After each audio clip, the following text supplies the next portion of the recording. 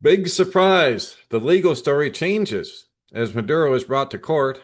And also in this segment, the North American technate, the real reason for conquering Venezuela, and it's not going to stop there. Hey everyone, Johnny here, Don't Speak News.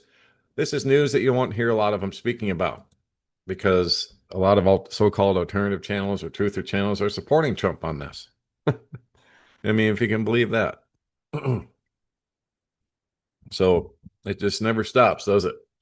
So here we go. I'm over on Simplicus 76 on Substack. Big surprise. The legal story changes as Maduro is brought to court. So what do you know? Today, this would have been yesterday, in court, the Justice Department officially dropped the fake claim that Maduro was the ringleader of the fictitious Cartel of the Suns, which we reported at the time was complete nonsense, which never existed. The theater is not required anymore, you see, now that he's captured. Convenient how that works, no? So here we go. New York Times says it right here. The prosecutors still accused Mr. Maduro of participating in a drug trafficking conspiracy, but they abandoned the claim that the Cartel de los Sols was an actual organization. Instead, the revised indictment states that it refers to a patronage system and a culture of corruption that's fueled by drug money, which is also complete nonsense. But anyway, the Justice Department has backed off a dubious claim about President Nicolas Maduro that the Trump administration promoted last year in laying the groundwork to remove him from power in Venezuela, accusing him of leading a drug cartel called Cartel de los Sols. Can this administration and Justice Department in particular stoop any lower? After their Epstein document shell games, it was hard to believe that they could or would.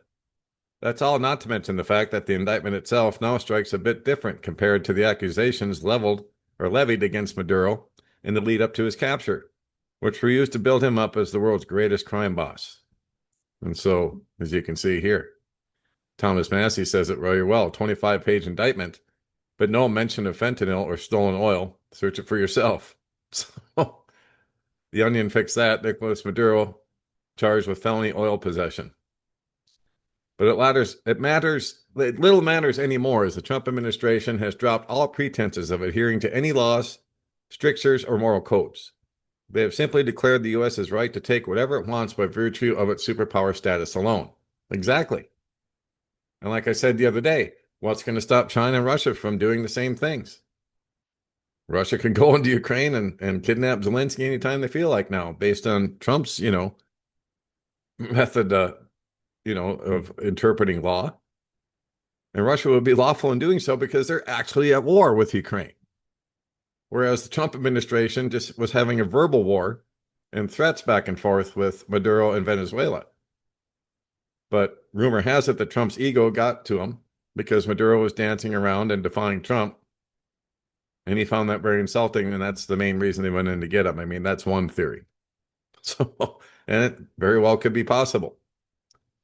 And now Trump tweeted this out, or the Department of State did. This is our hemisphere, and President Trump will not allow our security to be threatened, blah, blah, blah.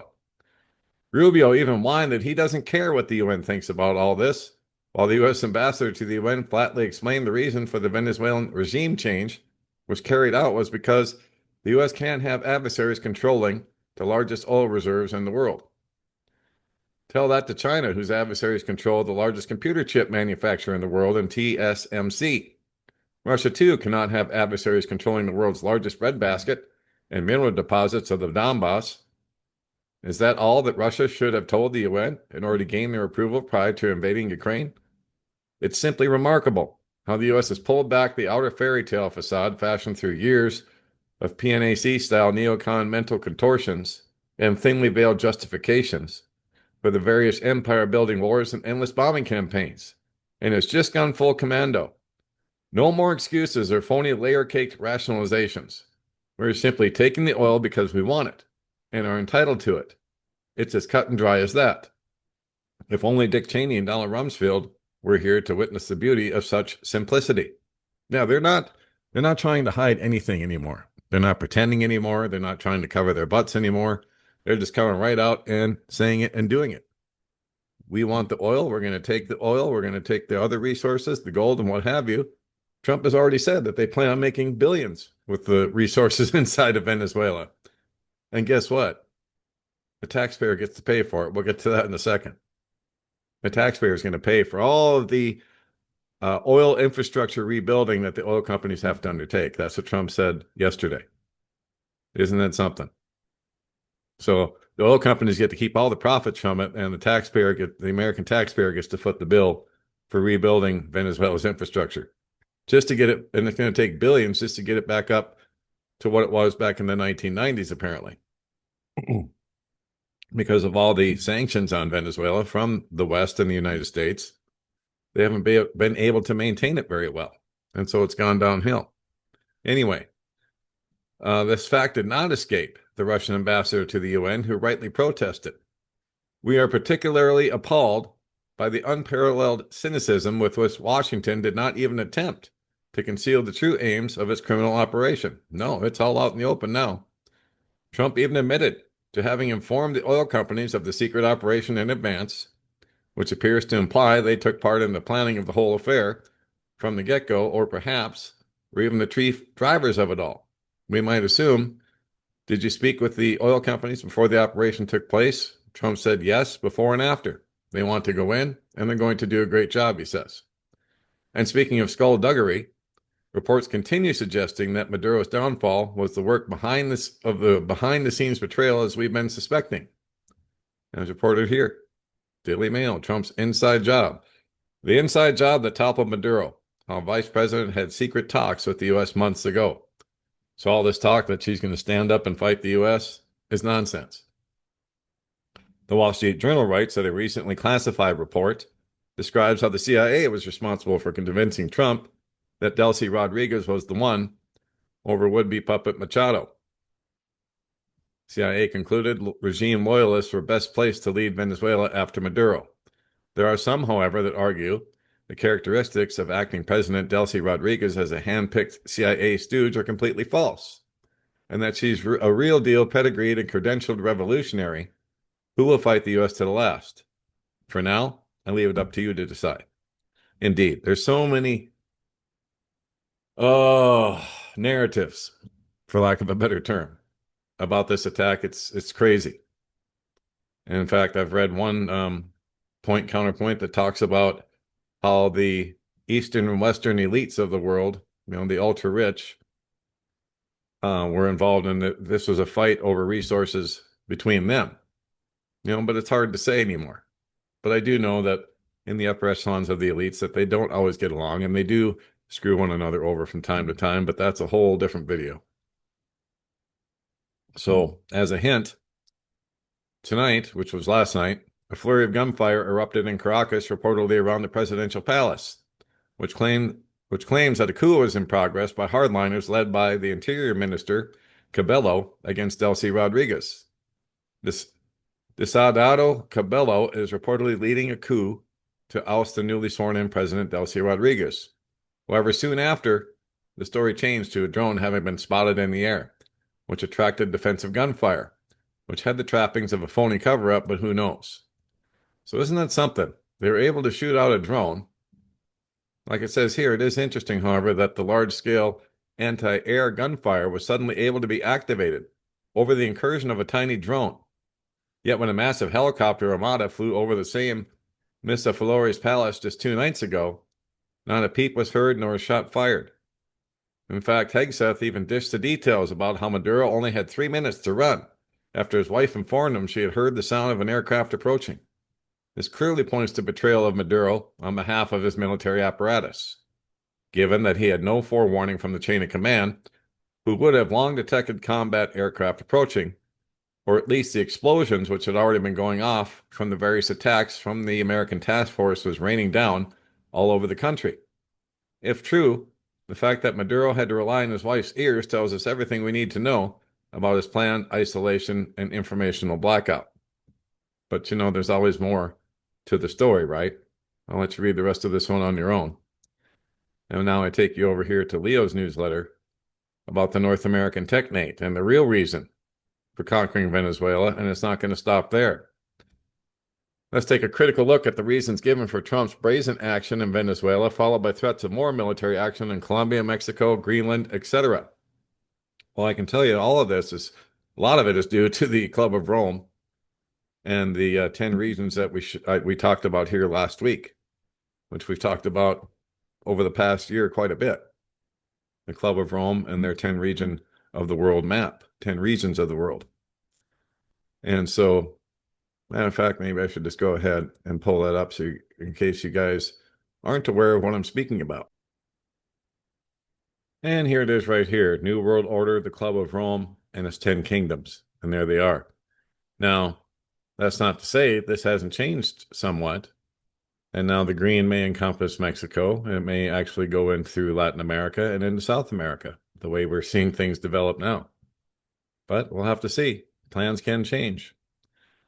So, it says here, the truth will never win any popularity contest because the loudest voices in the room right now are all spouting lies. If you listen to those voices, many of them on Fox News, the January 3rd kidnapping of Venezuela's socialist dictator was a noble effort by a freedom-loving American president who seeks to set the captives free and bless us with cheap oil and endless prosperity. Many alternative media talkers, such as Alex Jones, have also latched on to this narrative. Yes, they have. I've seen it myself. So they look at these operations in a vacuum as opposed to in the broad scope of history and the track record of previous regime change operations.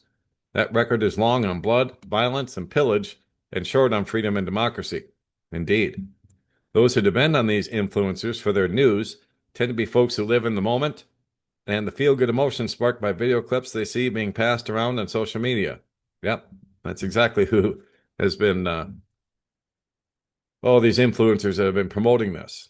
They see the liberated Venezuelans dancing in the streets amid overflowing jubilation, and they drink the Kool-Aid. But like I showed you the other day, a lot of those celebrations are in places like Miami here in the United States. It tastes so good, they want to share it with the rest of us. In their excitement, some will ask you what you think about Venezuela. But as soon as you begin to share a viewpoint that calls into question their preconceived notion of America as the white knight savior of the world, it becomes clear they really don't want to hear what you've got to say. They simply cannot fathom anyone who doesn't feel the joy. We point them to the stubborn record called history. Look at Iraq. Look at Syria. What about Libya and Afghanistan? Are they any better off as a result of U.S. interventions in their countries? And I've seen this, guys. Their eyes glaze over. I've seen it in person. They either rebuke you or give you that blank stare. That's what I got most of the time was the blank stare. I did get a few rebukes as well. They change the subject. Yep. Or they refuse to consider for a moment that their exuberant feelings might be premature, if not fully misplaced and based on fantasy rather than fact. Indeed. I remember when Republican governors like Abbott down in Texas was sending busloads of illegal immigrants up to the White House and over to Kamala Harris's vice president house. And I remember one of my neighbors just gleefully celebrating over that and thought it was just wonderful. And I said, really? All these people are being shuffled around on buses are the pawns. I mean, these are women and children that came over here on false promises, and now they're being shuttled around like, just political pawns, just being used by the power elites for political purposes. But she couldn't see that. Her eyes glazed over and she got all upset with me. So anyway, Venezuela is not about drugs, guys. It never was. It's not about reestablishing the Monroe Doctrine. It's certainly not about establishing freedom and democracy in Venezuela or any other country. In fact, it's not even about oil. Well, it's partly about oil, but that still doesn't explain the bigger picture. It's about reorientating the world order and catapulting it to the next phase that will ultimately conclude with world government. And he's right on. Those who have allowed their minds to get stuck in the quicksand of the left-right paradigm will never understand what I'm about to explain. I could explain it for 5 different ways until I'm blue in the face, and they would still only see communism at work and Trump as their triumphant anti-communist king riding to the rescue of poor Venezuela. In the meantime, Seattle and New York City have gone completely communist. Nothing to see there, though, right? So if he takes all of Latin America, Canada, and Greenland, they'll be fine with that too. They will defend it with every last ounce of their energy because they have bought the false premise that Trump is using the power of the United States military to free the masses and unleash capitalism in a happy ever after scenario. They choose to be deceived rather than to listen and learn from the great thinkers and researchers like Dr. Anthony Sutton and Patrick Wood, whose most recent book, The Final Betrayal, explains the real story of what's being done, why, and by whom. The truth is, they need Venezuela for its resources and its resources for the North American technate, which will function as part of their long-awaited new international economic order. Trump may think he's conquering other nations for America and a more prosperous future, which in itself is not a moral justification for invading and taking what is rightfully the resources of another sovereign country, but it's a distraction that appeals to the most conservative Americans who, let's face it, are desperate for some wins. Democrats operate the same way. If their chosen leader tells them something is progress, even if it's an absurdity, like boys can be girls, they will run with it. Hey, the Trumpers neocons will say, look at the Venezuelans celebrating in the streets of Caracas. Yeah, well, they celebrated in Iraq too. Remember those statues of Saddam coming down? Remember the parties, the joy, the utter excitement? Freedom had come to Iraq after decades of dictatorship by Saddam. Ask the people of Iraq today how that worked out for them. Iraq is now dominated by Shiite Muslim militias, and Christians, those few who are left, are fully subjugated. The Syrians are also getting a taste of what the West's definition of freedom feels like after their dictator, Bashar al-Assad, was overthrown 1 year ago with the assistance of the CIA, Mossad, and MI6. Christians were slaughtered in Iraq after Saddam was overthrown, and Christians are being slaughtered now in Syria, but nobody's talking about it. The same happened in Libya after CIA coup that took out that country's dictator, Gaddafi. Now let's take an honest look inward. If a foreign government had liberated us from Biden in 2022, I bet some of us would have been out celebrating just as the Democrats would be celebrating now if Trump were overthrown and led out of the White House in chains. So stop with the nonsense about celebrations as proof of liberation. It's temporary at best. Check back with the Venezuelans in a couple months or years and ask them how things are going under their new American puppet government. And in fact, I wonder if the Venezuelans know that it wasn't so much Maduro that was keeping them and his corruption that was keeping them down, although that was, part of it. But it was the United States and their sanctions that completely cut them off from the rest of the world that was keeping them down and putting them into poverty. Trump did that starting back in 2017, but that's for a different video. Canada, Mexico, Colombia, Greenland, and Iceland all should be worried. Trump may think he's conquering these lands for the good of America, but he's really conquering them for the globalist North American technate. According to Dr. David Townley, a professor at the University of Portsmouth, a movement that wanted to merge North America into one nation and extend its borders as far as the Panama Canal might sound incredibly familiar. But this group, called the Technocracy Movement, was a group of 1930s nonconformists with big ideas about how to rearrange U.S. society. They proposed a vision that would get rid of waste to make North America highly productive by using technology and science. This idea aimed to manage resources more efficiently and eliminate waste through a system based on energy accounting, hence the carbon tax proposed by Elon Musk and other technocrats instead of monetary exchange. Dr. Townley continues, the technocrats, sometimes also called Technocracy Inc., proposed merging Canada, Greenland, Mexico, the U.S., and parts of Central America into a single continental unit. Sound familiar? They call this a technate. It was to be governed by technocratic principles rather than by national borders and traditional political divisions. What explains that this concept of a North American technate failed to gain traction in the 1930s because the population and state of technology was not ready for it. But the idea would resurface after Zbigniew Brzezinski and David Rockefeller formed the Trilateral Commission in 1973 for the sole purpose of establishing a new international economic order that would allow Rockefeller and other oligarchs to convert their cash wealth into resource wealth. That effort continues to this day. The names and faces may have changed, but the plan to dominate the world economically by taking control of its resources and using technology to surveil and control the masses is stronger than ever. Why do you think Nat Rothschild publicly congratulated Trump on his latest exploits in Venezuela? Because that country and its debt will now be transferred back into the globalist system, instead of operating from outside the system on its own nationalistic terms. Lord Mayor Rothschild has once said, "Let us control the money of a country and we care not who makes its laws." A very famous quote indeed. So, Goethe Schnappner, the wife of Mayor Rothschild, famously said, "If my sons did not want wars, there would be none." The Maduro regime chose to deal with China because the U.S. would not respect its nationalistic interests. Maduro was not a good guy, but that has nothing to do with why the U.S. government removed him from power. He was deposed because he was dealing in oil sales to countries we don't like and doing deals in non-dollar currencies with entities our government corporate apparatus doesn't profit from. They need Venezuela and its vast oil reserves for their technate. The country of 30 million people also has huge untapped gold mines. Yes, they do. And we've talked about that before as well. And so I'll let you read the rest of it for yourselves. I think I've taken long enough in this particular video segment as it is, but there you go. I'll put the links up on don'tspeaknews.com like I always do. And while you're on don'tspeaknews.com and you're looking at an article, you'll get a pop-up once, just one time. You're not going to get multiple pop-ups. You'll get one of these boxes that'll pop up in case you want to subscribe to the website. And you just type in your email there, click on subscribe, and you're in. Or you can just click on continue reading and not subscribe at all. Completely up to you. But anyway, if you'd like to find us on Rumble, BitChute, Telegram, YouTube, all the links to find us around the internet are right here under this tab. Click on that one, and then you'll see all these links to find us around the internet.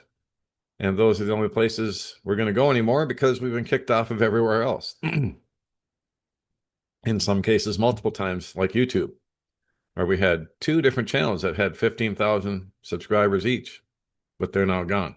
Anyway, we've got one here for as long as it lasts.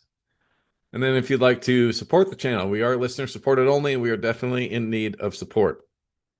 Click on this tab here, and all the links to support us are right here. And we thank you very, very much for that. Yeah, there may be some updates coming up about that as well very soon. And then to subscribe or contact me, click on this tab here. I've already showed you the box to subscribe. Just type in your email, click on subscribe, and you're in. And then Don't Speak News at Proton Mail is how you get in touch with me. And that will be it for this episode. God bless, take care. Johnny Storm, Don't Speak News.